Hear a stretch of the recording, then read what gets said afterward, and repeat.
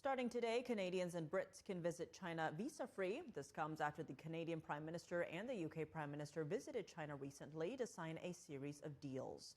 Joining us now to dive into Canada-China relations and the CCP's influence operations in North America is Michael Lucci, founder and CEO of State Armor. Michael, thank you so much for joining us. Great to see you again. Now, China is opening its doors to foreign nationals, expanding the list of countries to 79 today, with the latest being Canadians and Britons who can enter visa-free for 30 days.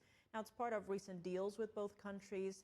How are you reading this move, and what does this signal in terms of where two of America's main allies now stand? China likes to give the minimum and take the maximum. So giving this relief on visas is really minimum relief. And it's not as if a Canadian national or a British national will not be tracked and spied upon when they go visit communist China. They very much will be. So this doesn't provide any relief to anything substantive, such as espionage, transnational repression. It's just really a change in paperwork. It's lipstick on a pig of a regime that's incredibly hostile and aggressive towards the Western world, including Canada, including the United Kingdom, where there's tremendous espionage, transnational repression, and united front political warfare occurring in those countries. So it's a minimal change. It's really China giving the minimum and taking the maximum, and that's what they do in all of their relationships. And both leaders are trying to revamp relations with China. A recent Nanos poll for Bloomberg found that more than half of Canadians said they're open to buying Chinese EVs now that tariffs have been lowered. Now, we know that President Trump has long pushed to oust Chinese EVs from North America, slapping 100% tariffs on them, a move Canada had initially joined. Now, you've said before that Chinese EVs are rolling instruments of espionage and consumer fraud. Expand on that for us. Well, if you look at Poland today just announced that Chinese EVs can't go near their military bases. This has occurred in Poland, this occurred in the United States. To some extent, it's occurred in the UK and other European countries. The Israelis looked at the same thing. If you look at how China creates their EVs, they're highly connective. They even contain laser sensors that scan the surroundings down to the nanometer. All of that data goes back to Beijing. So you have these sensors. They're looking at every little, tiny millimeter on the street, around your home, around critical infrastructure, around a military base. It's sensing all of that and sending it back to Beijing.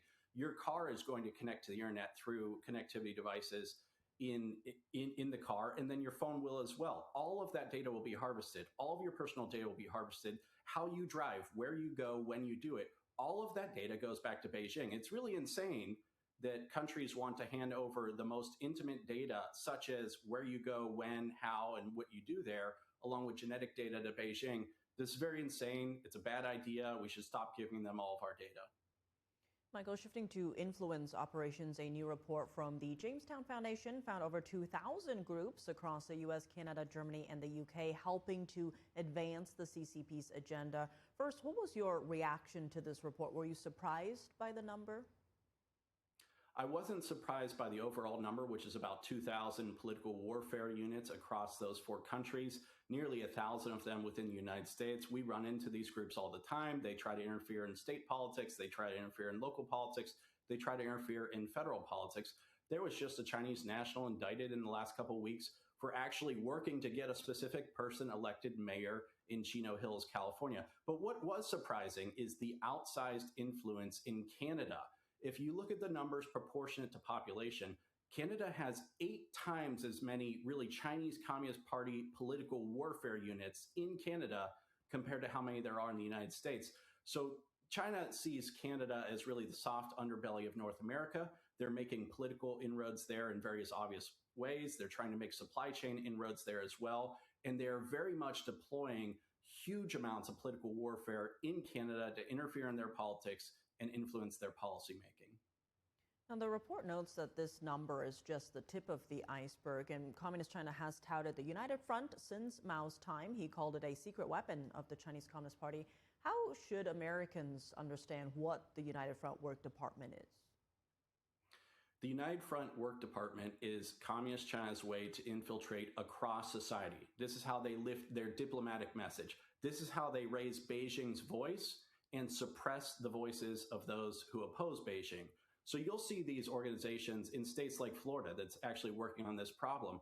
You'll see these organizations say that it's racist to actually crack down on crimes committed by the Chinese Communist Party, that it's somehow racist to crack down on those crimes, even though the victims of those crimes are Asian Americans themselves. So they'll suppress the messaging against Beijing, and they'll raise Beijing's voice within state and local politics, within federal politics, in order to shape overall policymaking. They also leech intellectual property, economic know-how, research at the universities. They even actually pull diseases and other pathogens out of university systems.